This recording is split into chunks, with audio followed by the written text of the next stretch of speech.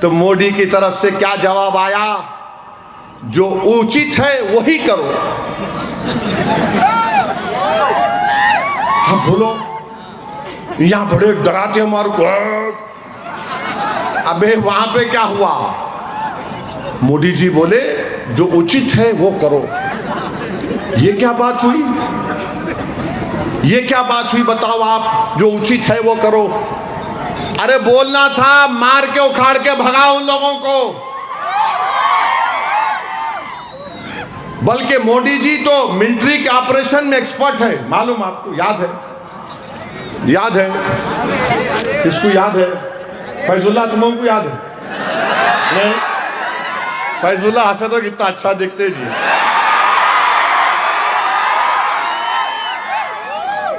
बालाकोट का ऑपरेशन हुआ तो मोदी जी का इंटरव्यू अब जाके देखो यूट्यूब पे। मोदी जी बोल रहे, फौज ने मुझसे पूछा, मैंने कहा बादल है, बादलों का सहारा लेकर पाकिस्तान पर सर्जिकल स्ट्राइक कर दो। मोदी जी बादल को देख के बोले हमला कर दो।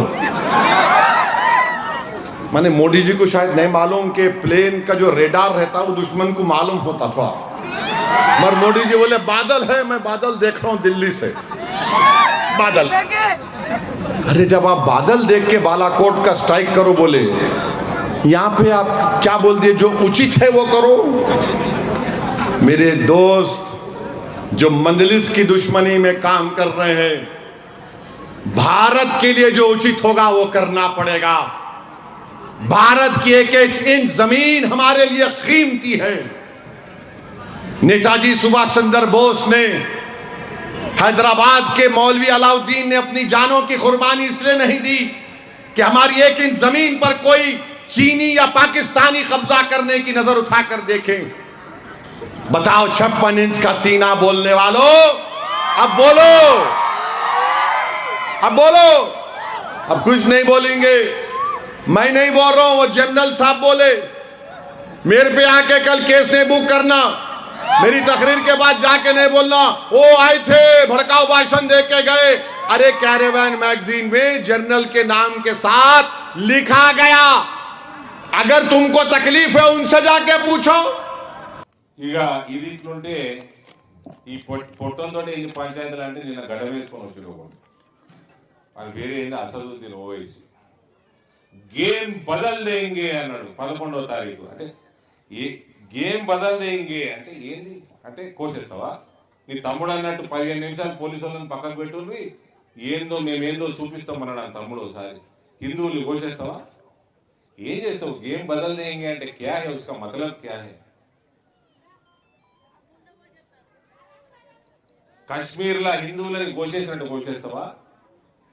రజాకారులు, రజాకార్కి మనమడైతాడు. మనమడు ఎవరైతే ఏ రజాకారులు అయితే బతుకమ్మ మహిళల్ని బట్టలు లేకుండా మానభంగాలు చేసి బట్టలు లేకుండా బతుకమ్మ ఆడిపించిండో ఆ రజాకార్కి మనమడైతాడు వీడు ఓవేసి. వాడు వచ్చి గేమ్ బదల్ దేంగే అంటాడు హిందూర్లా. ఏం బదలాయిస్తావు भाई? गेम 11వ तारीख तेरा गेम बदलने का मतलब क्या है? क्या काट देता क्या?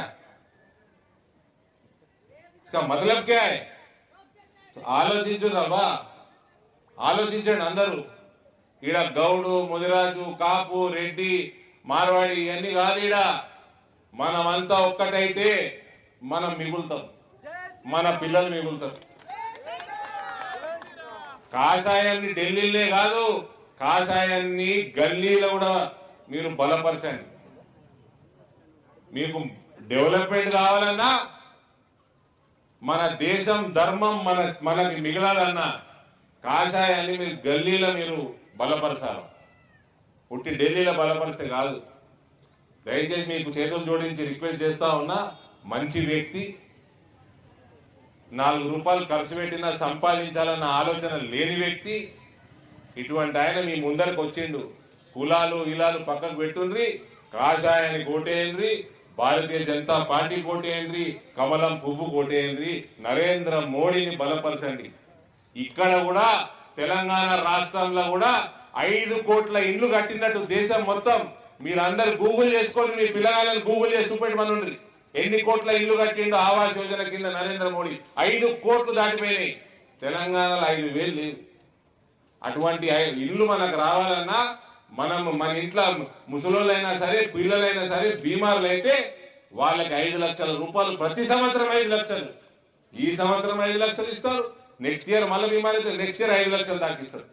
అటువంటి ఆరోగ్య బీమా పథకం మనకు రావాలన్నా రైతులకి ఎటువంటి అకాల వర్షాలల్లా పంటలు తిన్నప్పుడు వాళ్ళకి బీమా ఫసల్ బీమా రావాలన్నా ఇవన్నీ కూడా మన స్కీములు మనకు రావాలంటే మనకి 6 సంవత్సరాల నుంచి ఎవరన్నా ఫ్రీ రేషన్ ఇస్తున్నారు? నరేంద్ర మోడీ ఇస్తున్నాడు ఫ్రీ రేషన్. కోవిడ్ మహమ్మారి సమయంలో మనందరు కాపాడింది ఎవరు? వ్యాక్సిన్లు తొందరగా చేసి నరేంద్ర మోడీ కాపాడి. ఈ గత ముక్కోడైతే వ్యాక్సిన్ కూడా తీసుకోలేకపోతే తాగడానికి ఒక దేవుడు, నాన్ వెజ్ తినటానికి ఒక దేవుడు, కళ్ళు తాగటానికి ఒక దేవుడు అని దేవుళ్ళ పేరు కూడా మైసమ్మ అనుకుంటే జోకులు చేస్తా ఉన్నాం. పొట్టోడా 4 అడుగులు ఉంటావు, నీకు దమ్ముంటే మొగ పుట్టుక ఉంటుంటే అల్లా మీద ఒక జోకి కోసి కొరకొర కోసి పడేస్తారు. 2 అడుగులు అవుతావు దెబ్బకి, 2 అడుగులు అవుతావు.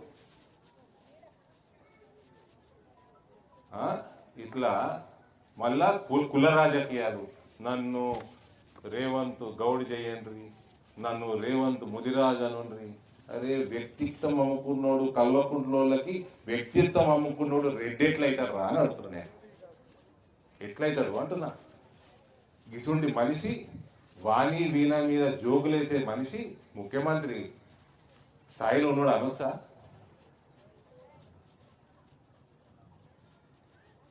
ఇటువంటి వాడు ముఖ్యమంత్రి ఏంటి? కల్వకుంట్ల కుటుంబాన్ని కాపాడేటోడు ఇలా ముఖ్యమంత్రి ఏంటి?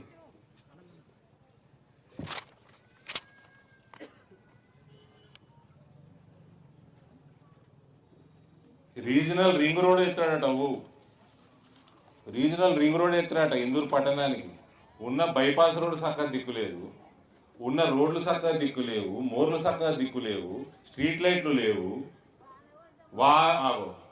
నేను అంటేనే ఉన్నా, ఆమె అంటేనే ఉన్నది. వాన పడితే మోర్లు పొంగి పొర్లుతాయి, రోడ్లన్నీ నిండిపోతాయి, దోమల బెడద, వైరల్ జ్వరాలు, హాస్పిటల్ మనతో నిండిపోతాయి. ఇదంటే రీజనల్ రింగ్ రోడ్ కడతారట.